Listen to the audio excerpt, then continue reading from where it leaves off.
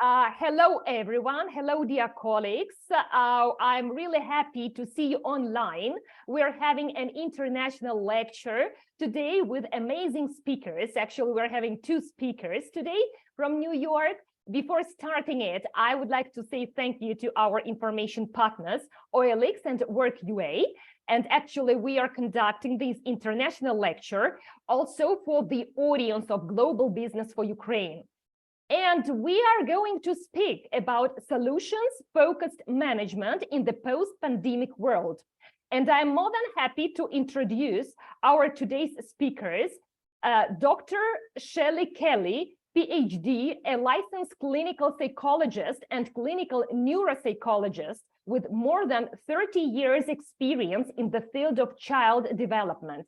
Dr. Kelly began her career as an educational researcher in 1977 at the University of Minnesota Center for Youth Development and Research. And also we're having Thomas L. Cugio, managing partner at Cugio Group, Master of Business Administration at Golden Gate University, has the experience of working as Senior Vice President Sales PepsiCo International at PepsiCo Purchase New York, United States, Region Manager at Procter & Gamble, and the former CEO of Frito-Lay. Dear colleagues, all your questions are welcome in the chat box, and I'm more than happy to give the floors to Dr. Shelley Kelly. So Sherry. Hello, thank you, Lilia. Thank you so much. It's wonderful to be here. Tom and I are so honored to be spending this afternoon with you. And as you know, our prayers are with you and your families. And it's really special also for Tom, because Tom's family is from Ukraine originally. So it's, really exciting. It's been wonderful because I've been working with dear colleagues and friends in the Ukraine since for more than 2 years. We worked together during COVID. And then of course, when the war started, from day one, I was there supporting my dear colleagues on the ground in Ukraine. Today, Tom and I are going to talk to you about how do you find solutions? How do you manage? How do you lead in this very difficult, confusing, complex, uncertain world that we're living in right now, especially your world in a war zone, but also in the post-pandemic world of much volatility. Tom, do you want to say anything to start? Well, the only thing I'd say is just by way of background, I am very familiar with what's going on in the Ukraine because, as we mentioned, I have Ukrainian ancestors. I actually started out in the military, and then I went to work for Procter & Gamble, and Procter & Gamble, quite honestly, was more disciplined than the military. So they're a very tough organization that works through all kinds of issues and problems. And then I went to work for Frito-Lay and ran Frito-Lay in the Southwest. And then most recently was head of sales and marketing for PepsiCo International. And in that position, I was very fortunate to travel to a variety of places, including spent a long time living in Australia, spent a good amount of time in Poland, spent time literally all over Europe. And hopefully I bring enough experience to help you through some of the very difficult times that we're all going through right now with the pandemic and the war and the crisis around the world. So we're going to start, and if we really want you to ask questions, please put some in the chat, and then we've left plenty of time for you to also have discussion and questions after this presentation. We've tried to keep it brief to the point so that we can engage with you when it's over. Thank you. So here are our goals and objectives for today. We want to help answer the question, how do you find opportunities in times of crisis? What has this post-COVID era and the war meant for your corporations? Do you know where you're going? Do you know where you're heading with your company? Do you know where you're going as an individual? Where do you want to take the team that you're leading? Where do you think your company's headed in the future? What are your personal goals for the next 5 years or 10 years or 20 years? Are you spending too much energy on focusing on the problems rather than the solutions? That's going to be a key point today. And what strategies will improve decision-making abilities in this uncertain world? So these are some of what we call the pain points of businesses in wartime, and also in times of catastrophe. So as you can see, we look at the individual level, your level, the social level, your team or management floor level, and then the overall company level. And then, of course, you're always thinking about, well, what's going on in your nation, your country, what maybe some roadblocks or crises you might be encountering, not just in terms of business, but the war, the media that is covering the war also. So there's an internal level, what's going on with you emotionally, what's going on with you also in terms of your external life, how you're going to project yourself. So when you can see from this chart, one of the first things I want you to start with is checking in with yourself. How are you doing emotionally? What is your anxiety level? You have to think about yourself. So, you know, when you get on an airplane and the flight attendant says to you before takeoff, you know, please put your mask on first before helping someone else or a child. That's what you need to do as a manager. You have to give yourself that oxygen before you can lead the company or lead your team. And one of the also things you have to do is, you know, look at the motivations of your team members. Check in with your team members, also with the executives above you. Tom, did you want to? You were giving me an insight earlier about, you know, checking in with yourself, and when you looked at this chart, something resonated with you. There were this has got a lot on it, but there were a couple of things that just jumped out at me. One was not that long ago, we were in a situation, everybody knows about it. In 2001, we had 9/11, and I was working in London at the time, but I had employees both in London as well as in New York. And obviously, you talk about angst, anxiety, burnout. It was a very, very difficult time.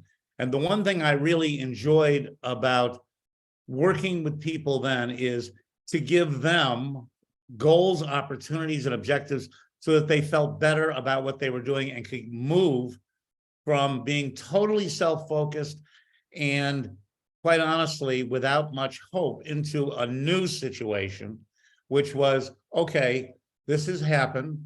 Let's confine it and let's decide, what are we going to do next? What is our next step? Let's not just get bogged down in the quagmire of what's happening. So that 9/11 was a huge, huge opportunity to bring a team together and to say, all this has happened. We need to support each other. But what do we do next? Where are we going? What's the next level of business? Because despite all these crises happening, you still have a business to run, families to support, and things to do. So on an individual level, it was very difficult, but at the same time, I can tell you that we worked our way through it one step at a time to get back to where we were. I really agree with Tom. When 9/11 hit, I went into action advising managers and also hospital administrators. And I found that the three most powerful words in the English language are what Tom said: what happens next? And I know that you all have been in that situation over the past year where you've had to shift your mindset to being more future oriented and thinking what's going to happen next? How are we going to move forward from this? You know, I was gonna add one other thing, and this is more on the social level. And that simply is when all these things are happening, we, at least at Procter & Gamble, and I think all got together and said, what is our long and short-term goal? Let's clear away some of the things that are pulling us away from what we need to do for ourselves and our families. And I would tell you that one of the things that's the most difficult at this point in time, and it has to be for you, is mentoring of employees. And what I mean by that is now we're doing distant management. You're also in a very bad situation in terms of the ability to communicate, but you still have to come up with a way and a process to mentor people through their careers and through their business objectives. And that's what we have been attempting to do through all kinds of things. We've been doing FaceTime, Zoom things like this to keep the teams together and keep them focused on what's important. Thank you. It's absolutely true. So you all might be familiar with this term VUCA. It was coined by the military almost 50 years ago. It stands for volatility, uncertainty, complexity, and ambiguity. That's the world that we're living in today. The future is coming at us faster than ever before, and we need to be prepared. We need to be agile.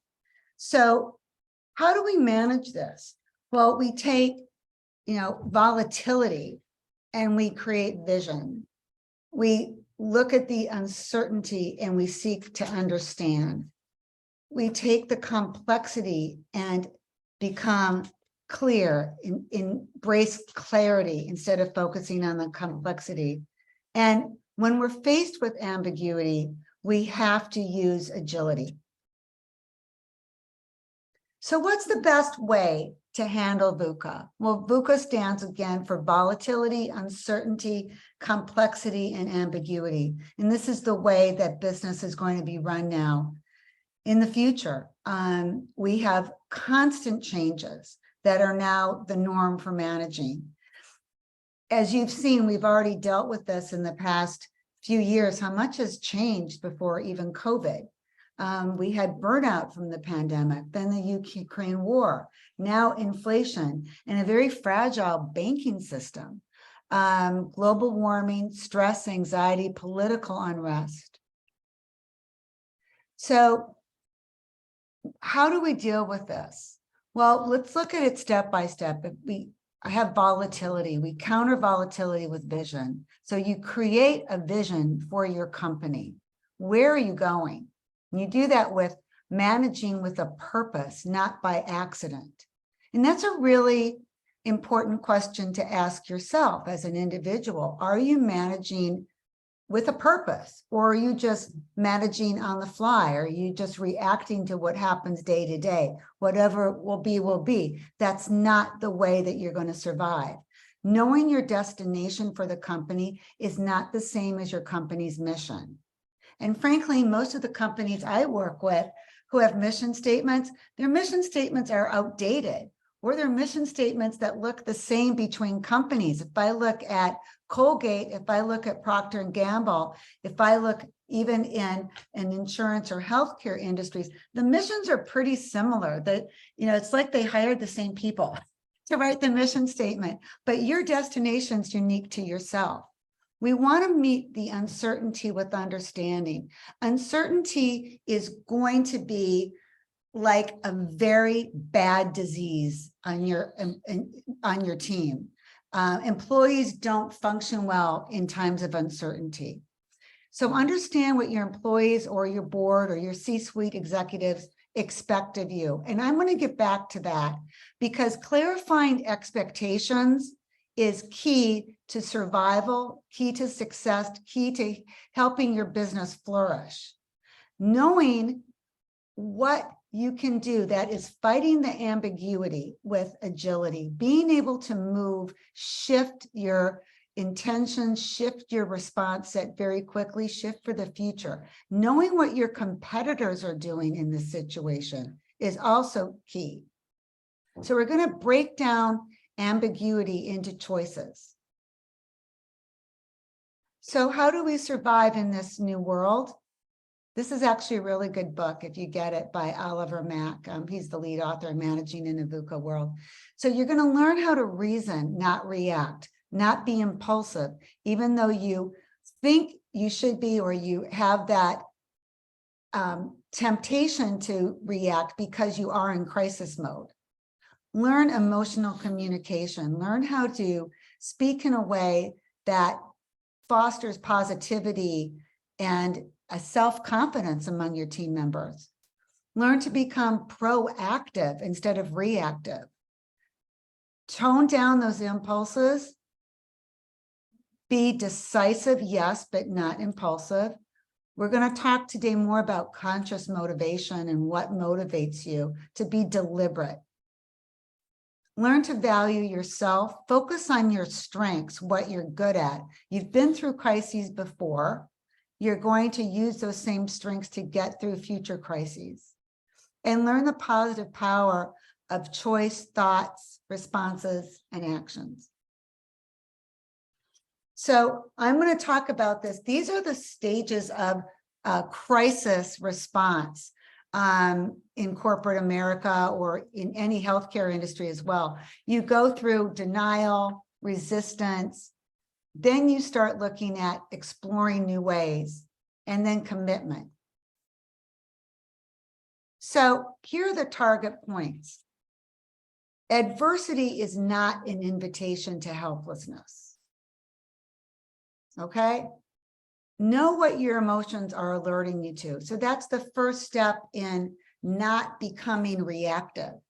When you are afraid, when you get this feeling of maybe anger, frustration, you're sensing like maybe you're sensing threat. Know what your emotions are alerting you to, because basically your emotions are a very sophisticated alarm system to help you survive. Emotions are neither good nor bad. You don't judge them. You use them. You use your emotions to help empower yourself. And by asking, you ask, what? What are these emotions telling me? You don't ask yourself why. You don't ask your employees why. You get much more information, and it's more effective to ask yourself, well, what is this feeling trying to alert me to? Ask your employees, what do you think you want to do about this? How did you do that? Not why did you do that? I'm going to ask Tom to jump in here because you've actually worked on Yeah, I'd like to jump in here because I don't know how many of you do regular performance appraisals with your people. I was very surprised when I went to different companies that there are companies that just let their people drift, so to speak. They think they know what they're supposed to do, but they don't sit down with it. Well, one of the things that was developed at Procter & Gamble and also at PepsiCo was something called 360 feedback. So rather than you just thinking, well, how am I doing? And how do I feel about my boss? And how does my boss feel? We would actually have a situation where we would sit down and we would say, tell me what you think I'm doing well. Tell me what you think I'm coming up to standard. And please tell me what I need to do differently. And it's a 360 feedback because the boss is involved in this too. You're giving your boss the feedback. He or she is giving you the feedback. So it's a complete circle of people talking to each other and making each other better at what they do. And because of that, you get clarity on what your objective is. Because what you might think your boss or a person you're working with, a partnership, thinks of you may be very different than what it really is.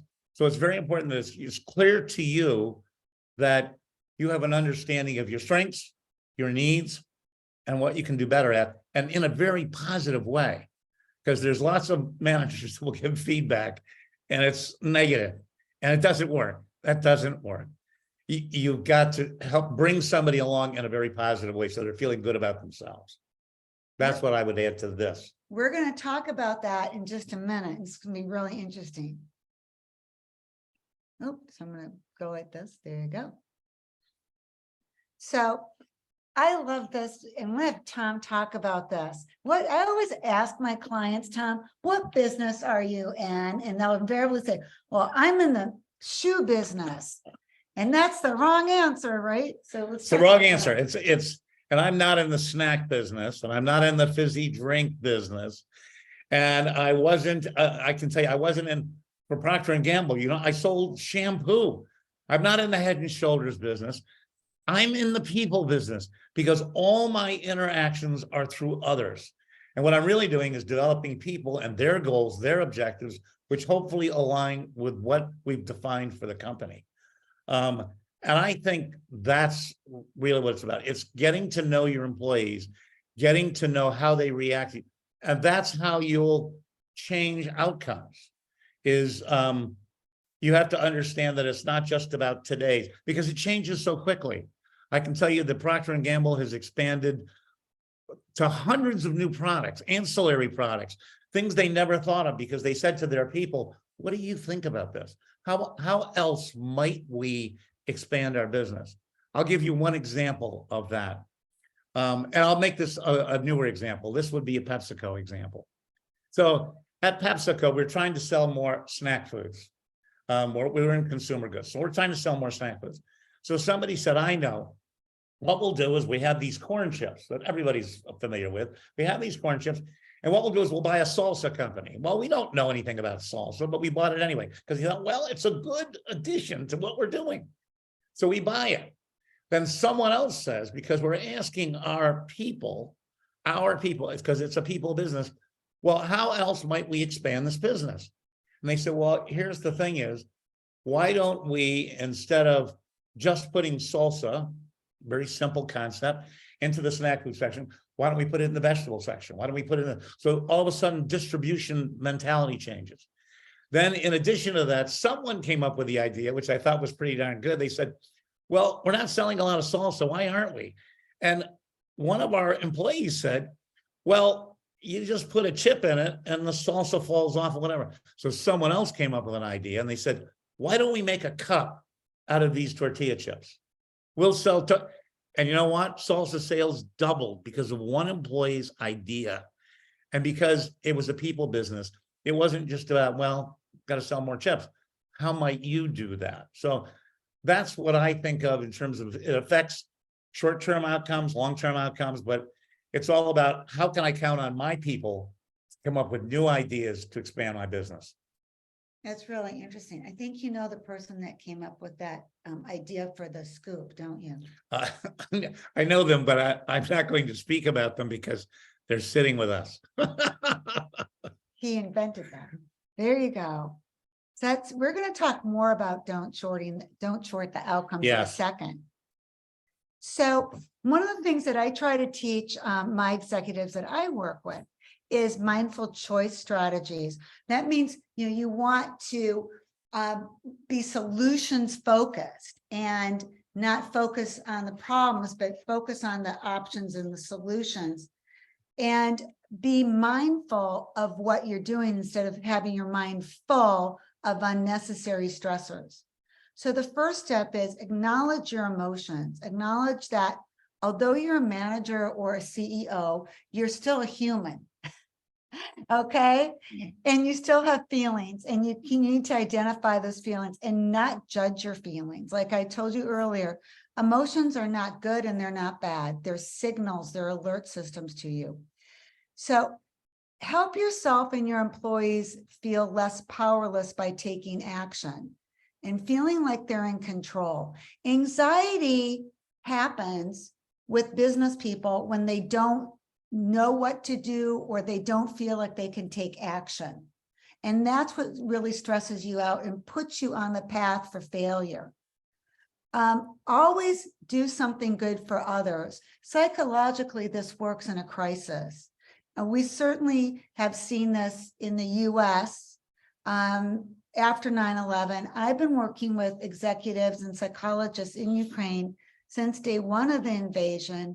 And one of the ways that I worked with them to get out of that numbing crisis mode was to get them to help others to do something. What are we going to do about it? How are we going to help our employees? How are we going to support their families? As a manager and executive, you have to take emotional precautions as well as physical ones. And I'm going to ask Tom this for just a second, because on 9/11, you had employees all over the world, but some of them were Americans living in London. You were an American living in London. I mean, you had people working for you in London that had family back in New York. Yes. And you had to take care of, I mean, you had to And recognize yes, that. you had to definitely support all their needs and wants, because the separation anxiety was horrible. It was like, what's happening to them? How will I impact? How will I get back to them? And it went on, and it affected the business dramatically during that period of time. People kind of shut down. And so we had to pull the teams together and say, all right, what are the 4 or 5 things we can do to support it? And then we need to move on with our business from there. And we did it, and everybody helped each other out. And I only want to bring up one other thing here. And some of you are probably, many of you are not familiar with this, but this sticks in my head. And this is about helping others. There is a show here in the United States. This is a television show. It's called Ted Lasso, right? And it's going to sound crazy, but bottom line is it's a bad football team in the UK who's being run by a coach who has no skills, but he just has heart. And every time he's in the locker room, this is a team that's been losing for years and years. He talks to his people, and they're all sitting in there and they're grouchy and they're grumpy and whatever. Oh, we're going out for another game. And he hangs up one sign over the exit to going out to the field. It says, believe. And every time he walks out of there, he hits that sign, believe. So believe in yourself, believe in what your company's doing, and believe you can make your goals. And that little tiny message really echoes very large. That's so true. Yes. And, just to Tom's point, your emotional state will impact your employees as well as your company. So during this past year, many of you have now grown from just seeing yourself as managers into now seeing yourself as leaders. And that is what your company needs, what your team needs in this prolonged time of crisis is leadership. And that's what you're giving them. So I always like this. Don't look back. You're not going that way. So many managers, Tom, that I work with, they seem to be like driving a car, like looking in the rear view mirror the whole time. You wouldn't drive a car or a truck by always looking in the rear view mirror. You hit a wall, Yes. you get in an accident. And yet so many managers I work with do that. They're always like, well, this is the way we've done it. This is our policy. Yes. This is the way we've always done it. Right. So Yes. And I just expand on that to say, every single meeting, and again, I didn't make this up. I learned it from other people. People will say, well, what else? What else can we do to expand our business? And it would be amazing things. One of the things we haven't talked about this yet, but we went to Poland, and this is when socialization just came in, and it was being impacted by opening new business and whatever. We said, well, we're in the food business. Why wouldn't we buy a company? So we bought a company called Vettel, which was a chocolate cake company. And from that, this again is looking forward, mindful choices. From that, we said, well, we can expand that. We can expand our distribution. We not only can expand our distribution, we can expand the products that we sell. But it was all getting away from the idea that we're stuck in one state. And that by doing this, we're doing something for our employees and we're broadening what they can do. And that's another example of things that happen all over the world that have impact. That's such a good point. So how do you cultivate positive management? How do you actually change the way that you manage for the positive?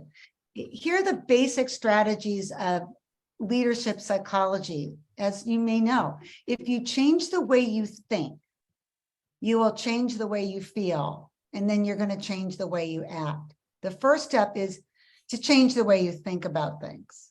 So as we said earlier, you don't want to manage by looking in the rearview mirror. You want to be driving that car, looking through the windshield. You also don't want fear to be in the driver's seat. Fear can be in the back seat, but it can't be in the driver's seat, making the decisions. By making positivity the fabric of your leadership, by making optimism the fabric of your leadership, you can create a more healthy mindset that fosters focus on solutions, not problems, that really trains your team to use critical thinking and reasoning. You're going to give them a sense of perceived control, which will make them more successful, which will make them go out and sell, which will make them be problem solvers instead of problem reporters. And it's going to build resiliency and flourishing for your company.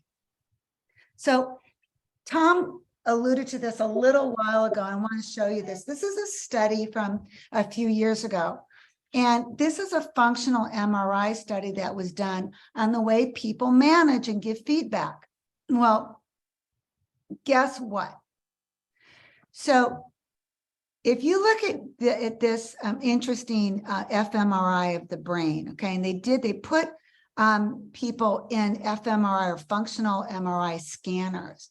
And the pickup is this: the people that were given positive, encouraging feedback, encouraging and positive guidance on what to do, motivating them, look at their brain activity. You don't have to be a neuropsychologist like myself to understand this, right? So look at this. Their brain is more engaged, right? Mhm. The people who received negative feedback and told them what was wrong with them, look at their brain activity. So you can see by the two pictures, the impact and how you communicate with your employees, with your team, is crucial to their success and motivation.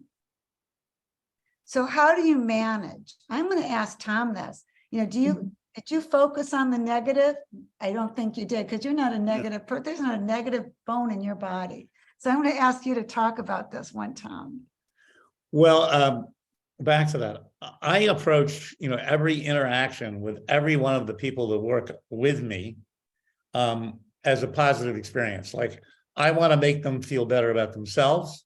I want to make them feel more positive about what they can achieve. So I ask them, rather than tell them these are our goals, I say, what could we do? If you really pushed yourself and I helped you, how far could we take this? And there's so many good examples of this as we go. Classic example, this happened to me rather than it happening to somebody else. But I was at this time working for Procter & Gamble, and they wanted us to take consumer goods to all these retail outlets. And they said, now, when you go in there, I want you to get as many sizes of this consumer good as you can. And I'd say, yeah, okay. And they go, well, it'll be really, if you don't. And so I'm thinking to myself, well, it's okay. I mean, they've made the goal for me, and I guess I've got to do it and whatever. And then finally, one of my bosses came to me and said, what are you capable of? If you really press this, could you make this happen completely? And what are you going to say? No, I'm kind of, no, you say, yes, I can make this happen. So I was in a situation where I had to go to a large account and say, I want to put this product in your stores. And they said, well, we'll do some of it. We're not doing all of it. And I go, oh, okay. I pushed, but I said, okay. Then I went back to my manager. And at that particular time, I said, well, I did really well. I got these sizes in. He goes, well, wait a minute. No, I thought you said you were going to get all the sizes in. And I said, I did. And he said, well, what do you think you ought to do now? And I said, go back. And he said, go back. Well, the net of it is, this was a difficult thing to do because not all companies were taking on all our products. I went back until I got it done because I promised myself and I promised that person that I would do it. So I guess that's all about being positive. He being positive with me being positive with myself. Yeah. So I love this quote, that feedback when given well should not alienate the receiver of the feedbacks, but should motivate them to perform better. And fear is not a good motivator. I mean, I think that was the way in the Army, you may have learned that, but it's not. And especially today, when you're working with people who might be from a different generation of yours, a different culture, when you're working in the global arena. You can't manage with fear. It might work in the short term, but it's not going to work in the long term for building a team or being a manager. Absolutely. You have to find out what their positive is. Mhm. And that sounds simple on the outside, but it's not. What really gets that person excited?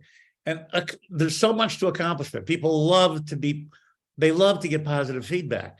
Sometimes we don't, in our rush to get things done, we just fire things off and we just hope that it's going to happen. That's not the way, it hasn't worked that way for me. Let me put it that way. I've had to sit down with people and say, what can we accomplish? What can you do? Tell me how you feel about it. And then we are playing to their strengths, which is they want to receive much better news than, gee, you better get this done or else. Right. So, you are in your life, you're only really in control of 3 things in your life. And that includes your personal life and your working life. Those 3 things are attitude, preparation, and effort, APE. Yes, that stands for ape. That's why I have the picture of the ape there. It wasn't anything to do with me. So, when we're thinking about, your attitude, that's really what you're ultimately in control of. You are able to decide what kind of attitude I want to have today. What kind of attitude do I want to have with my client or my boss, or even, the person in the lower end of the resource pool. Maybe, it's even someone, maybe it's the guy washing your floors. Maybe it's the person driving the truck. Your attitude is key. These 3 factors that you're in control of psychologically in your life interconnect. They all work together. I think the most important one is the P, preparation. You can prepare for how you want to respond. You prepare in advance for a meeting, don't you? You also prepare for how you're going to respond when your client goes in what direction. You actually practice your response set. Do not do this when you're in the middle of a meeting, right? It's the same thing with a crisis. What this world has taught us in the past 5 years is that we really have to prepare, I think, more readily for crises, for crisis management, for changes. How do we handle something that comes up very quickly, unexpectedly? We can also prepare how to communicate more effectively with those in our lives. And, not only the people we work with, but the people that we live with, the people that we love. And then all this takes effort. You can't do this on the fly, as we say in America, on the fly. You can't just do this and be not engaged. This is, not a spectator sport. You're actually in the middle of this game. So all 3 things are interconnected. It takes effort to prepare for a situation, to prepare how you want to respond as a manager. It also takes effort to maintain that positive attitude. They're all working together.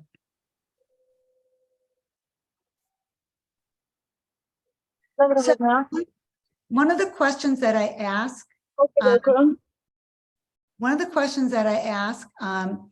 my team when I'm asking executives, and I think managers should ask this of the people that work for them as well as themselves. What areas would you like to be more in control of? What areas of your work, what areas of your life would you like to be in more control of?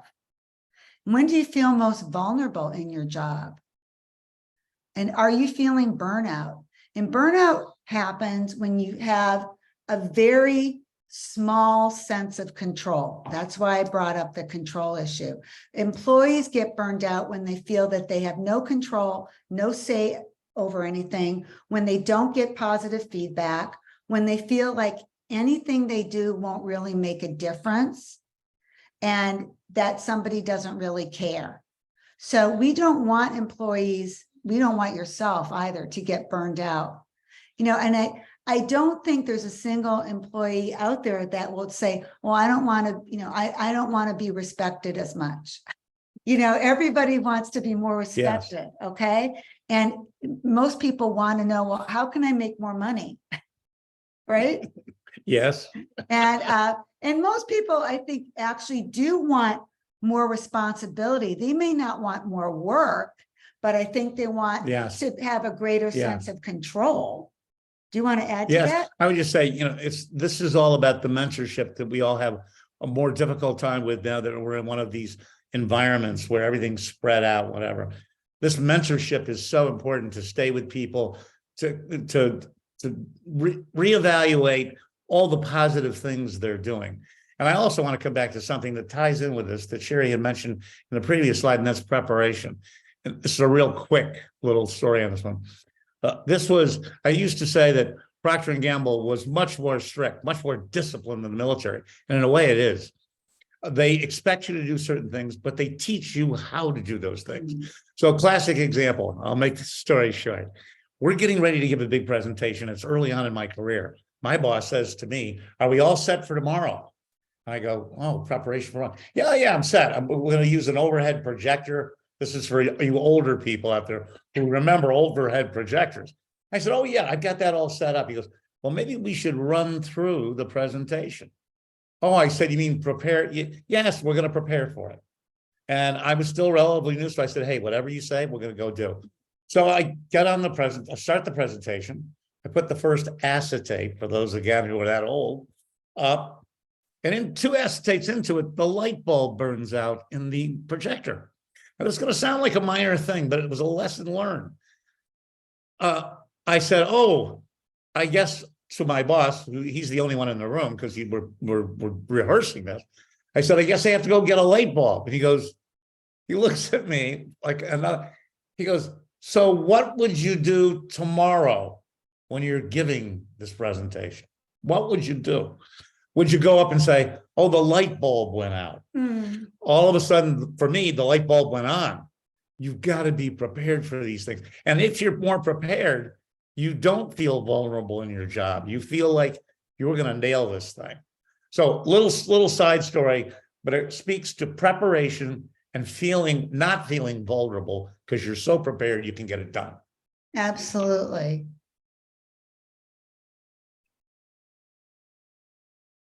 So one of the key points I keep making is that you must, as a manager, focus on solutions, not the problem. You're going to find other ways to meet your goals. As you know, Tom had all this great experience with P&G and Frito, PepsiCo.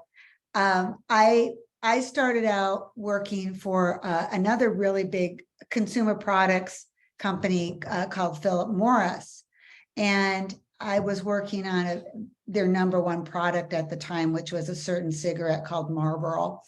And when I was working there, the US government decided that cigarettes could no longer be advertised.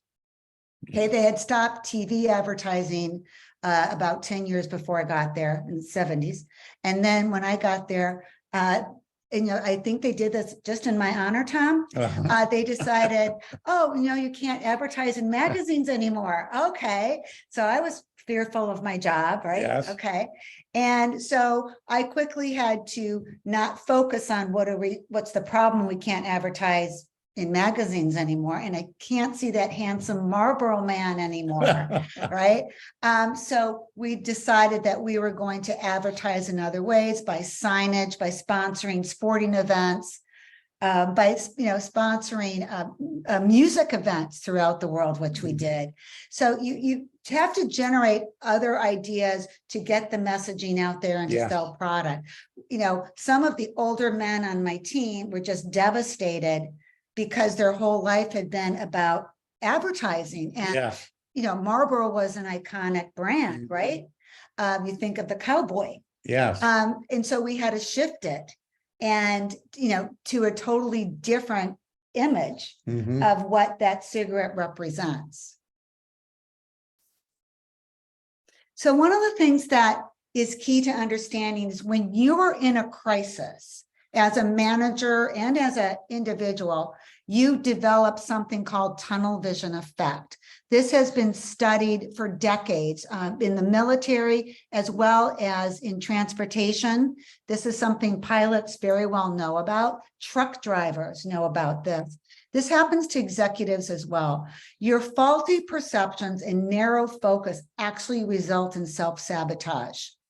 You get so scared and so shocked that your view of things becomes very narrow, like a tunnel.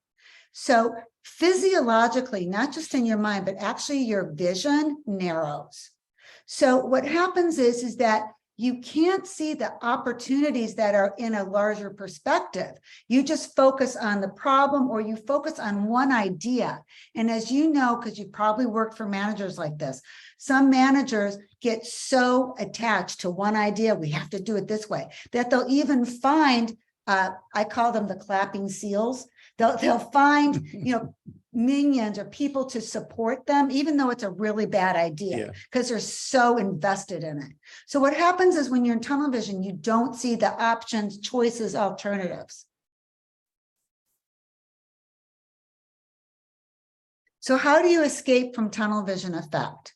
Well, you decide you're going to decide and you're going to make decisions based on reasoning, okay? Mistakes happen in decision-making because you're impulsive or you're not attending to what's really going on around you because you're in that tunnel vision effect.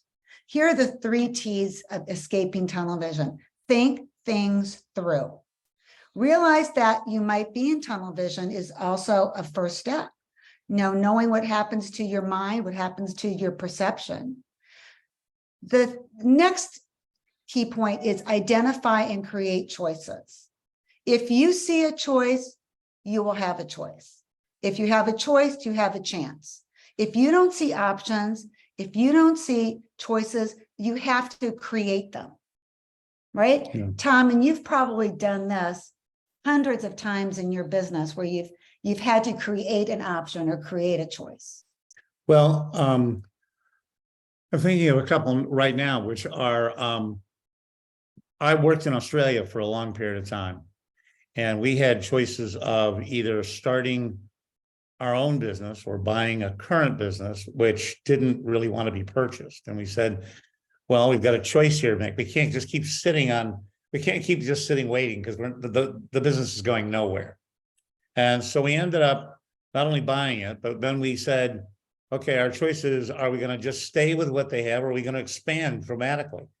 So the next thing we did is we started expanding into new territories, something that business had never thought of.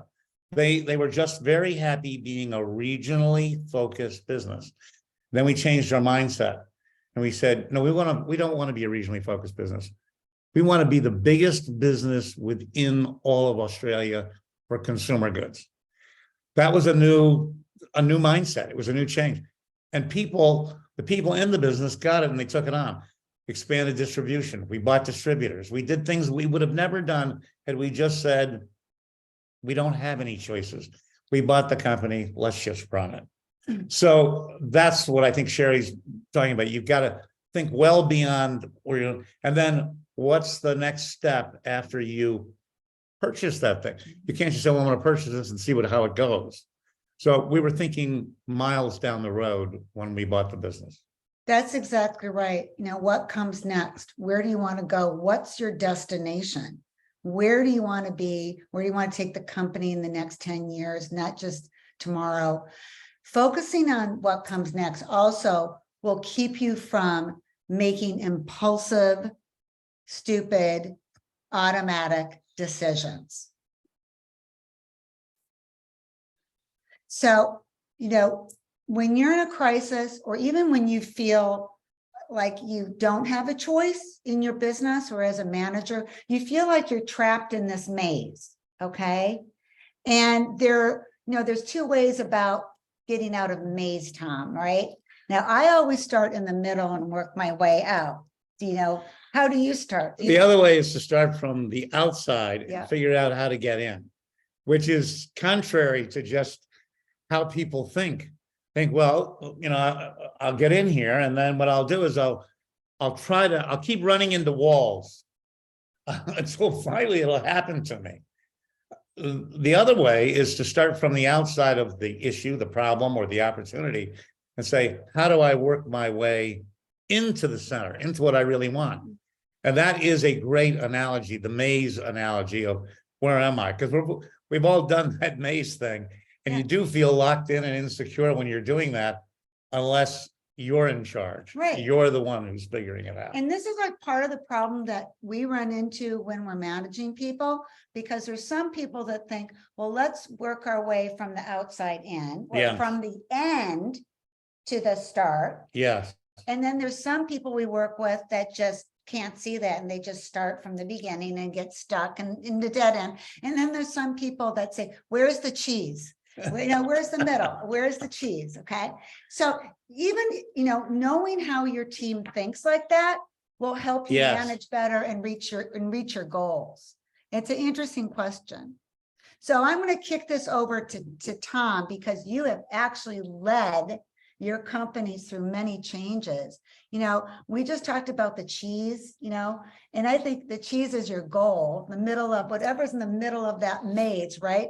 It's so important to know your destination, know the company's destination. Otherwise, you're managing by accident rather than on Yes. purpose.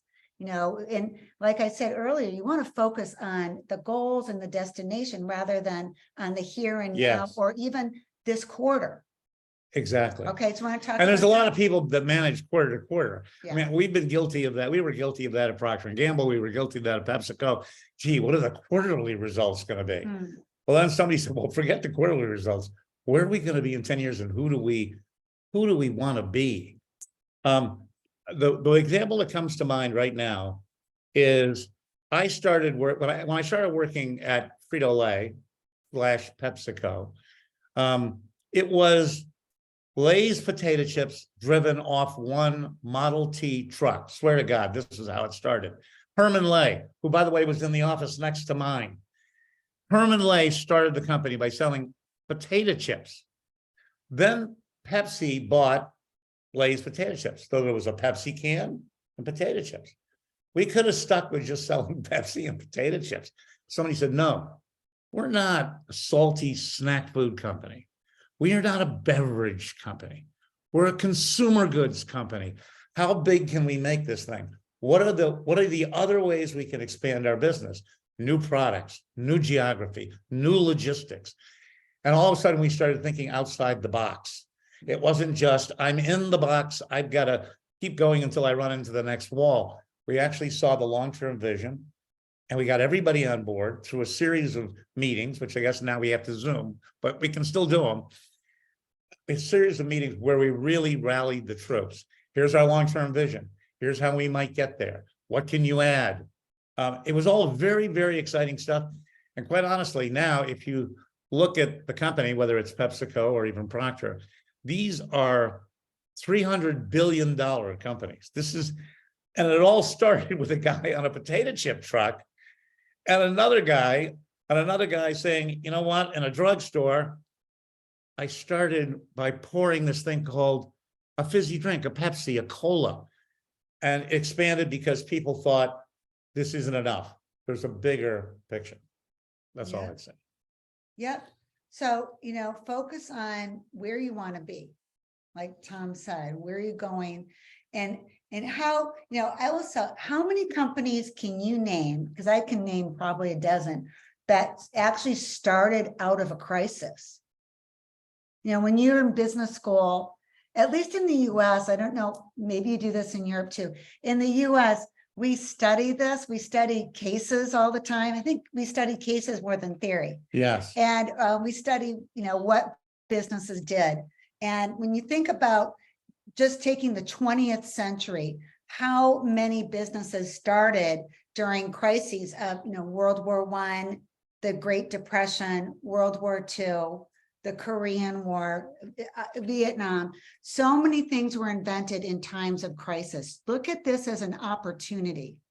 Even in something as present today, and I know it is for all of Europe as well as the United States, even in something as present as climate change, the number of businesses that are now being started to address climate change, and it's dramatic. I can give you one example. I was just in France for 13 years. We ran out of water this last year. There were 14 villages that didn't have drinking water. So how do you get ready for that? How do you prepare for it? What do you invent? What do you help to make sure that these things, and I don't think this is a short-term thing. This is me being philosophical now, but my point is, I think climate crisis control is with us for a long time. There are hundreds of businesses that are now being pulled around that crisis.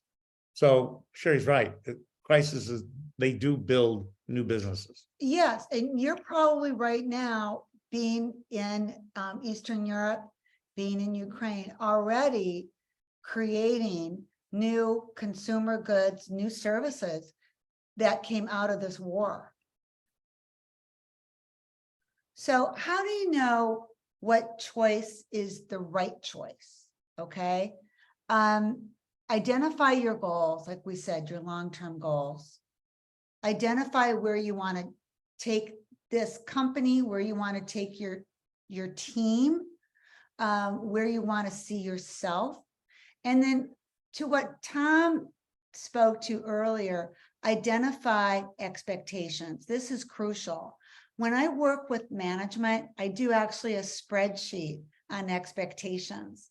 And I've actually done this for Tom's alma mater, Pepsi, where you look at what your expectations are of yourself, what you expect of the company, and what you expect of the people, your employees or your team beneath you. And the reason why is this: your happiness and your success at work and in life is like an equation. Your success and happiness is equal to or greater than your expectations minus how life behaved, how your team behaved, what your boss said to you, how you measured up. It's knowing the expectations, identifying them so that you can be successful. Sometimes what you think your boss expects, or even what the board of the company expects, is very different than what you think they expect or what their reality is. And the same thing with people you're managing. If the people you're managing are not clear on what's expected of them, they will not perform. They'll actually feel vulnerable and afraid. They'll also procrastinate. They won't get things done. Do you want to talk a little bit about it's just back to the whole performance management thing and making it visible. And this is another one that I thought, and again, I use different examples because some people were better at it than others. Performance management is not only just telling somebody quietly how they perform, it's making it visible, incredibly visible. How am I doing? People want to know that all the time, not yesterday, not a week ago. Hey, boss, this phrase, hey, boss, how am I doing? They want to know all the time. So making performance management visible, putting out information, it doesn't hurt to do rankings. That's not a negative. That's hey, Joe, you're moving up. Thanks for the help. That making performance management visible is critical to success. So that's where I come back to performance appraisals on a quarterly basis. I think those are a necessity. I think a 360-degree feedback is a necessity. And frequently contacting the people that work with you and letting them know exactly how they're doing. And that is especially true in times of crisis. Oh, yeah. In times of crisis, your employees, your team needs even more feedback than in normal times. And you might not be in the mindset, you might think, I don't have the time for this, but your employees need that feedback. Yes, absolutely. So again, why is clarifying expectations important in making choices for your survival in the business world? It's what we said. So here are the key points. Identify what you expect of yourself. Clarify what you expect of your company and the executives to give you what you need to perform well and to achieve the objective. And identify what you think they expect of you. And identify also any differences or discrepancies Mhm. between those expectations. And as Tom often says, don't short the outcomes. Right? Oh, the short the outcomes is, you will probably end up doing whatever you think you can do. So you have to get to a point where you say, if I had everything I needed, and I've got to make sure that I'm checking in with whoever my boss is or whatever, if I got what could I do? And don't ever say, I'm satisfied. I think I'm satisfied with 3 out of 4, 5 out of 6. Don't be satisfied. I've seen people do things they couldn't normally do because fundamentally they believe that their own expectations and the expectations of others drove them to better performance. Mhm. And that happens all the time. And that's why, back to Sherry's point about frequent contact, frequently telling people, here's what I expect. And you can draw a line. It's not all soft, friendly outcomes. This is what I expect of you. And do you agree with me? Can we do this? And get them to be involved. And I think that's winning and performing well. Yeah, you clarify your expectations. That's actually setting psychological boundaries as well. You do not have to be a nice, soft teddy bear. You are very firm with what you expect, and that really helps them. And then at the same time, you can also say, I have every confidence in you that you can do this. Yes. Letting them know that you believe in them will go, a long way Absolutely. in doing that. So, lastly, what you think is a win might not be something your boss or the company thinks is a win. Like you had said, with you're selling the items to, selling the 4 different sizes. So I thought it was a win. I came back, I was happy. You go, hey, that's not a win. What did we say we were going to do? So then all of a sudden I was for lack of a better term, I was on a bit of a guilt trip. And so I go, you know what? I can do this. I just didn't work it the right way. Wasn't even not working it hard enough. It was, I didn't take the time to think it through and say, how might I make this happen with all the things I'm selling, not just a few. So I think that's important, that the expectation of the company and you feel it and you commit to it. Yeah. And you can also use strengths motivation with your employees, also your boss. I see the strength you have in selling, or I see the strength you have in organization, or I see the strength that you have to envision alternatives to supply chain. You validate what their strengths are and say, I know you can use these strengths to sell those 4 sizes of deodorant. Or I know that you can use your vision and your organizational strengths to figure out how we're going to solve the supply chain problem. So, I love this quote by Jeff Bezos, who started Amazon. If you never want to be criticized, for goodness sakes, don't do anything new. Right? Mm-hmm. Tom, were you ever criticized for any of the products you came up with? Yes, I was. You really were. Not only was I was criticized, and then you feel like, well, I'm going to back off this, and then you do a little less of it.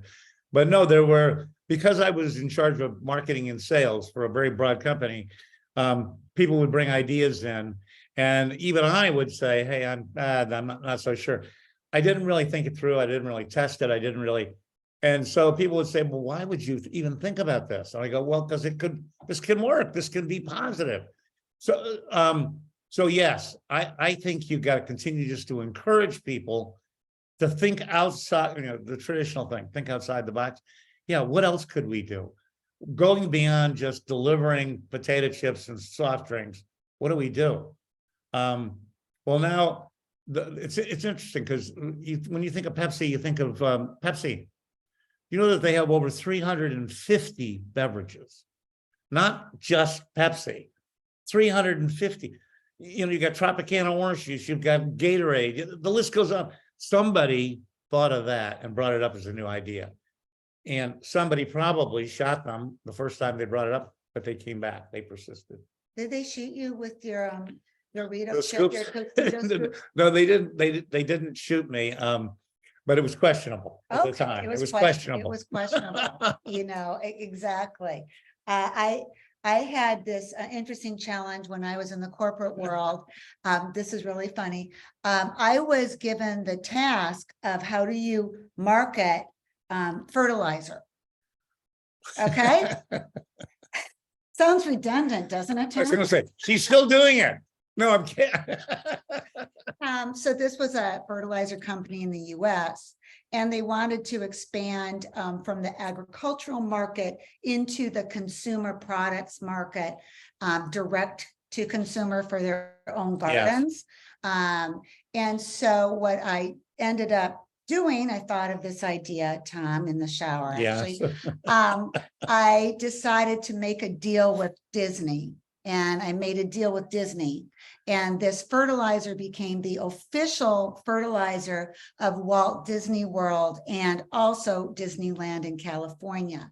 And they used it on their grass and in their gardens all over their Disney properties in the United States, in Europe and France, and in Hong Kong. So we suddenly made fertilizer something fun and kind of sexy. So you know, this is why this happened, you guys. One of the biggest researchers in psychology from the University of Pennsylvania, yes, that's the place that brings you Wharton School of Business, if you don't know it. He went on a research mission and looked at the best companies that came out of the Industrial Revolution and the post-industrial revolution, okay? So we're talking 300 years about, almost 300 years. So look at this. He found 3 key factors: agency, optimism, and imagination. That's what helps these companies flourish. That's what's going to help you flourish in this time of war and beyond. So having agency means the belief that you can actually add to the company, that you have the power to contribute something, that you can make things happen. Optimism is that positive thinking we talked about, the belief in the future, looking through the windshield of your car, not in the rearview mirror. Believing in a positive future for yourself and your company. The imagination and creativity is what Tom has loads of. It's this ingenuity, creativity, be solutions focused. Find another way of doing something, find something else to sell with it. Create your opportunities and choices and be creative in your mindset. So thank you very much. And here are some of the products Tom was in charge of. I'm very proud of that to show this. Now, I would just tell you, as you look across those products, some of you are saying, I don't know if he's on the health and wellness kick, but they sure are good. Well, the other thing that we found out is that you can have negative things that impact you in the business. I'll give you an example. So if you're a young mother, you say, is Cheetos really good for my children? Is Pepsi really good? Well, we started saying, you know what? We need balance. And so that's why we bought companies like Quaker Oats. We bought Tropicana orange juice. We bought other things that added to what we were doing. But we call this whole thing performance with purpose. We're performing with these products and we have a purpose. And the purpose is to satisfy consumer needs, but to do it across the board rather than in just one singular focused way. So thank you very much. Yes. Any questions? Thank you so much, Sherry Thomas, for such an inspiring lecture. Thank you for being here with us. Dear colleagues, this is the time for the questions. I don't see any questions in the chat box, but probably don't spare time for writing the questions in the chat box. Just switch on your mics and speak loudly if you have any. If not, so you can probably leave your feedback or something in the chat box, or if you want to comment something just to speak.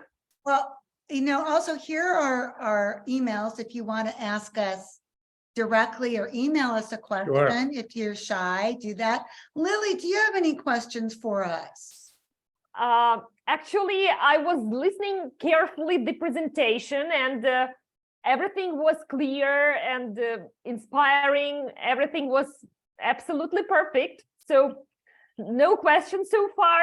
Probably after reviewing the presentation and the video recording, probably our participants will have any questions, so then they can forward them to you or to us.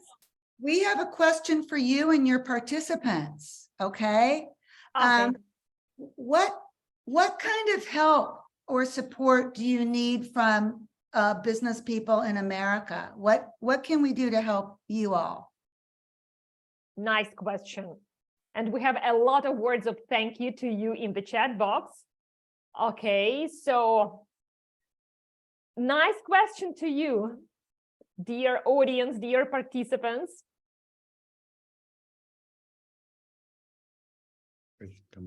Yeah, Yeah. and go ahead, Well, Tom. we're just going to say one last thing. I just want the people, all the people that are listening in, and anybody that is associated at all in any way outside the Ukraine, in the Ukraine, to know that it's more than just, I'm going to say it's more than just a pin. I don't know if you can see this, but it's America and the Ukraine flag together. We wear those proudly here, and we support all the things you're doing in terms of improving your businesses and getting things back on track. So it's individuals, and I think the majority of America, who are with you and think of you and will help, will try to help in any way we can. Yes, and thank Thank- you for keeping the hope alive for the world. Yes, So you're keeping the hope alive for the world. And also I want to thank you very, very much for also keeping your country up and running. You are like the unseen army. Yeah, and we have actually one question or a comment from Alexander. What do you recommend for a new company to enter Ukraine? Alexander, what do you mean? Can you just explain? Alexander, are you with us? Yes, thank you. Thank you for repeating my question. This question about what do you recommend for new company when we are going to enter to Ukraine market with new products and during this period, despite of this situation? well, I wish I could give you a clearer answer, and I'd like to even talk more about it, but you know, I don't know all the obstacles that you face right now in terms of entering in new products, new distribution, because I'm not there. But I know FMCG that- market, FMCG market. Say that again? FMCG market. What kind, what G market? FMCG. FMCG. The food- FMCG. food Oh, Marco, product. FMCG. FMCG. FMCG. Okay. Yeah. Yes, it's just our bad pronunciation, trust me. You know, when you enter, I'd say start by looking for businesses that already have a fledgling start, and where might you take them? And I think the other big thing is, what's their current distribution channel? And do you have to add to it? Can you change it? Because you've got to get, you know, all FMCG companies have got to get not only good products that they've got to have great ideas for and entering a market and find, but often you have to start with some sort of a base. It's awfully hard to just say, well, I'm here, I'm building a plant. Start by finding some really good, fundamental, small company and saying, how might I expand that? What are the current logistics to get the product to the stores? Those are the things I do. I'd love to talk about it in more detail, but you know, I'm pretty far away from it. But I'd say most of the time when we are entering a new market, whether it was going to Poland or whether it was going to Australia, or whether it was going to even the UK, we found smaller companies and we built on those companies. And they were more than willing to take us on because they wanted to grow too. So that probably is much detail, given where we are, that I can give you at this point. Mhm. Okay, thank you. Thank you so much. Any Thank other you very questions? much. Thank I you, just- Alexander, for your add one- question. I'm gonna add one thing. I think psychologically, what's in terms of consumer products and what's going to be needed with Ukraine as Ukraine rebuilds, is really going to be companies that have to do with supply chain and servicing the supply chain and Mhm. you know getting products back into Ukraine so that you can rebuild. You know, and it's things you might not think about, but you know, things that aren't directly related to like food or beverage, but things like you need for like plumbing supplies, Mhm. piping, things that you need Yes. things that you need for rebuilding, you know, wood. This is a huge problem. So things that you're going to need to rebuild, and that's, I really believe, where the world can help. Yeah, absolutely. We do believe that the rebuilding process will be really efficient with the help of the investors, with those companies that are Yes. abroad, with the US companies, with the European companies. So this is like our hope is that everything will be just okay because of the huge support that we can feel during this not so good period of time. Yes. Difficult Absolutely. time. Yeah. I just have one more question. And Lily, you can answer this, but I'd love to hear from someone that's a participant. Can someone share with us how they have changed as a manager during this war? How have they changed their mindset as a manager during this war? I can answer. I can probably start while other participants will think about it. So actually, so the mindset has changed. That's for sure. That definitely, because and I think that for the most managers, it happened too. They started to think about mental health, about the security more than about the job, about the efficiency, about the deadlines, all those things. Because as you probably know and heard that there was the period of time when we had the such electricity problems, you know, and business kept on functioning. So the companies kept on doing and working. And on the example of the company I'm working for, we kept on doing business, working on the time when we had electricity, etc. So this is the I think that this is the issue of the resilience of the Ukrainian nation. This is the first point, and we became more resilient, and we started to pay attention to the security, to the mental health, to some life-work balance to some extent more than we used to do it before the war. Yes. This is my point. Probably somebody else could share the experience, how they changed. Okay, our participants are so shy today, probably because this is Friday and the end of the working week. Yes, and the end of the day. Well, you know, we just want to say thank you so much for this honor, and we would love, you know, to share intellectual resources with you. I think for us, that's been a real frustration because, you know, I have colleagues that are in business in the US that have ideas, have products, and they're not being able to share them with the companies or the managers that they want to help out. There seems to be like a problem exchanging intellectual resources and ideas. And I think that that is something that I really hope will develop with partnerships. Yeah. Thank you so much, guys, for being Thank here. you. Thank you so much, Thomas and Sherry. So hope to see you again. Hope to have some collaboration in future, and have a nice day. Bye. Thank you, you too. We're with Thank you. you. Thank you. We're with you.